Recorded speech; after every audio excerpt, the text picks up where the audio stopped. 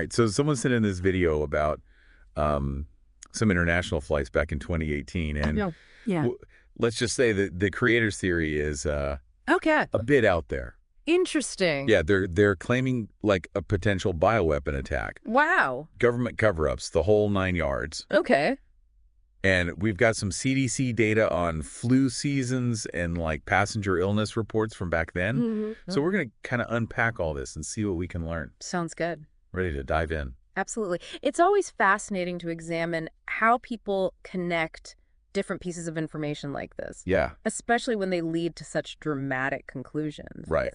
Okay, so the video starts by highlighting the timing of some flu outbreaks on these flights. Okay. And they're claiming that because these outbreaks happened in August and September, Uh-huh. which isn't the typical flu season, it must be something more sinister. Right.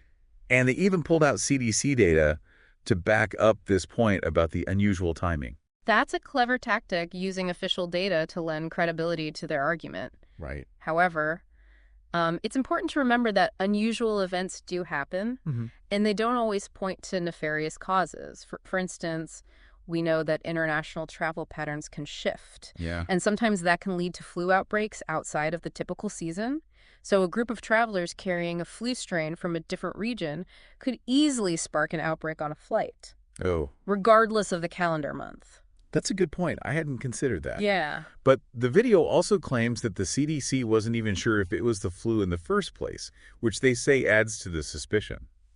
Well, disease identification can be a tricky process.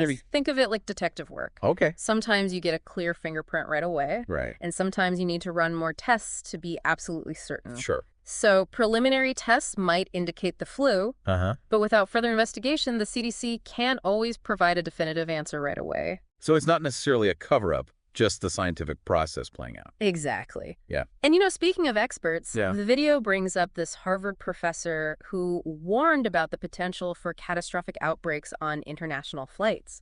Right. Essentially a worst-case scenario. Oh, yeah. I remember that part. They used this warning to sort of bolster their claim that something nefarious was going on.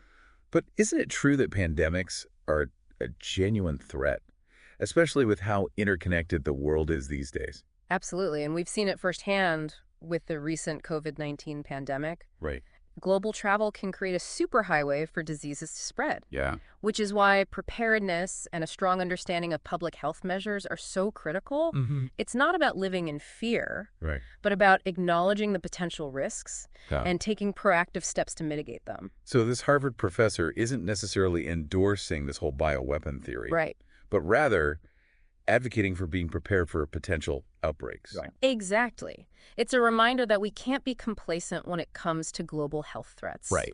But let's be clear, there's a huge difference between advocating for preparedness and claiming a specific incident was a deliberate bioweapon attack. Okay. We need to be wary of anyone who tries to conflate those two things. Now, the video doesn't stop there. They go on to suggest that the CDC's initial uncertainty about the cause of the illness is evidence of a government cover-up. Oh, okay. They even imply it could be an inside job. It gets pretty intense. Well, healthy skepticism is important, and we should absolutely hold institutions accountable. Sure. But we also need to recognize that sometimes not having all the answers immediately doesn't automatically point to a conspiracy. Okay. It's crucial to demand evidence, not just speculation. So how do we strike that balance between healthy skepticism and falling down the rabbit hole of baseless claims? That's the million-dollar question. I Yeah. think it's about staying curious, but also being discerning. If something sounds too outrageous or plays heavily on your emotions, take a step back and ask yourself, Yeah. what evidence is being presented here? Right. It's easy to get swept up in a compelling narrative, Sure. but we need to be critical thinkers and evaluate the information objectively. Yeah, I see what you mean. It's like trying to solve a jigsaw puzzle, but someone keeps handing you pieces that just don't quite fit, and you start, questioning the whole picture. That's a great analogy. And honestly, I have to admit, parts of the video were pretty convincing. Like when they talk about this outbreak being a test run for a larger bioweapon attack, they're using language that really plays on people's fears. Right. Fear is a powerful tool, and unfortunately, it's often exploited in situations like this. Yeah. When we're afraid, we're less likely to think critically Right. and more likely to accept information without questioning it. I definitely felt that sense of unease watching the video. Yeah. It's easy to get pulled into that kind of storytelling, especially when it seems like they have, data and expert opinions to back it up. Right. Remember, anyone can cherry pick data or, quote, experts out of context to fit their narrative. It's like taking a single frame from a movie Right. and claiming it represents the entire story. You need to see the whole picture to understand the context. So how do we protect ourselves from falling down these rabbit holes of misinformation? It feels like there's so much of it out there these days. Well, one key is to diversify your information sources. Right. Don't rely on a single website, video, or social media feed for your news. Mm-hmm. Seek out reputable sources that are known for their fact-checking and balanced reporting. This video definitely doesn't shy away from its bias. Yeah. The creator is upfront about believing this was a bioweapon attack and calls for a deeper investigation. And that's fine to a point. Advocating for transparency and accountability is important. Yeah. But, there's a difference between demanding investigation based on credible evidence and making accusations based on speculation and conjecture. Right. Throwing around terms like inside job without any substantial evidence can actually hinder legitimate investigations and erode public trust. It's like they're creating this us versus them mentality, pitting ordinary people against some shadowy government entity. That's a classic tactic used to sow division and distrust. Yeah. It's easier to manipulate people when they feel like they're under attack or being lied to. And the video really plays on that sense of urgency, making it seem like we need to act now before it's too late. Right, and that's where critical thinking comes in. Take a deep breath, step back, and ask yourself, Okay. what evidence is being presented? Mhm. Does it actually support the claims being made? Yeah. Or is it a lot of speculation and fear-mongering? So it's not about ignoring potential threats, but about evaluating them rationally. Exactly. We can be informed and vigilant without succumbing to paranoia. They also use some pretty loaded language, calling this outbreak a warning shot for something even bigger. That kind of language is intentionally designed to evoke a sense of impending danger. It's like a movie trailer that only shows the most dramatic scenes to get you hooked. Right, but what about their point about the CDC not being able to definitively say what caused these illnesses? Isn't that a little suspicious? Well, transparency in public health investigations is crucial. Sure. And I think it's fair to ask questions about the process. Yeah. But we also need to remember that science takes time. Preliminary findings aren't always conclusive. Okay. And sometimes, even after extensive testing, there might not be a clear-cut answer. So the CDC's initial uncertainty could just be them being cautious, not necessarily hiding something. Exactly. Jumping to conclusions without sufficient evidence can do more harm than good, especially when it comes to public health. It's important to let scientists do their work and to evaluate their findings based on the evidence they present. It seems like they're presenting this incomplete puzzle and then filling in the missing pieces with their own assumptions and speculation. It's like they've already decided what the picture is supposed to look like before they even have all the pieces. And that's where we need to be careful.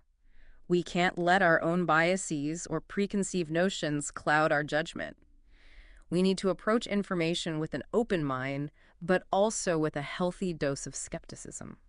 It feels like they're preying on people's anxieties about global health threats, especially after what we all went through with the COVID-19 pandemic. Absolutely, experiences like that can leave us feeling vulnerable and uncertain. Yeah. It's natural to want answers and reassurances, but we need to make sure we're getting those answers from reliable sources, not from those who are trying to exploit our fears for their own gain. It's almost like they're using the pandemic as a springboard for their own agenda, tapping into that collective anxiety we all still carry. Yeah, unfortunately, that's a common tactic. That Yeah. tragedies and crises can create fertile ground for misinformation to spread. Right. When people are feeling scared and uncertain, they're more likely to grasp onto any explanation that offers a sense of control or understanding, Ew. even if it's not based in reality. And this video definitely plays into that. They end with this dramatic call to action, urging viewers to spread the word and demand a full-blown investigation. Right. That's another red flag to watch out for. Conspiracy theories often thrive on this idea of a hidden truth that needs to be exposed. Yeah. It creates a sense of urgency and purpose, drawing people into a community of believers who feel like they're fighting against a corrupt system. So what does this all mean for us?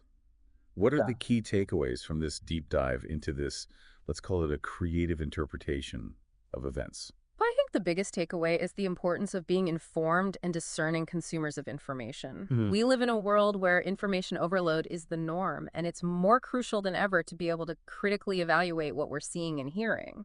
So it's not about shutting down or dismissing everything that challenges the mainstream narrative, Right. but about approaching it with a healthy dose of skepticism. Precisely. Ask yourself who created this information. Right. What's their agenda? What evidence are they presenting? And does it actually support their claims? Right. These are the questions that can help us navigate this complex information landscape. It's a reminder that we shouldn't just passively absorb information, but actively engage with it, challenge it, question it, and seek out different perspectives. Exactly. And remember, it's okay to not have all the answers right away. Yeah. Sometimes the most important thing is to simply acknowledge the uncertainty and be open to learning more as new information emerges. Well, this has been quite a journey.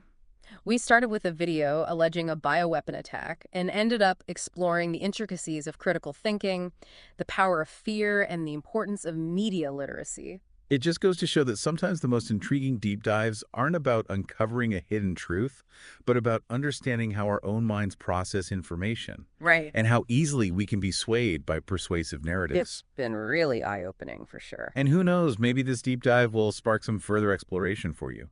Perhaps you'll be inspired to research the history of disease outbreaks, the complexities of pandemic preparedness, or even the psychology behind conspiracy theories. There's a whole world of knowledge out there waiting to be discovered. Absolutely. So keep asking questions, stay curious, and never stop challenging your own assumptions. That's the beauty of learning. It's an ongoing journey, not a destination. Well said. Thanks for joining me on this deep dive. It's been a pleasure.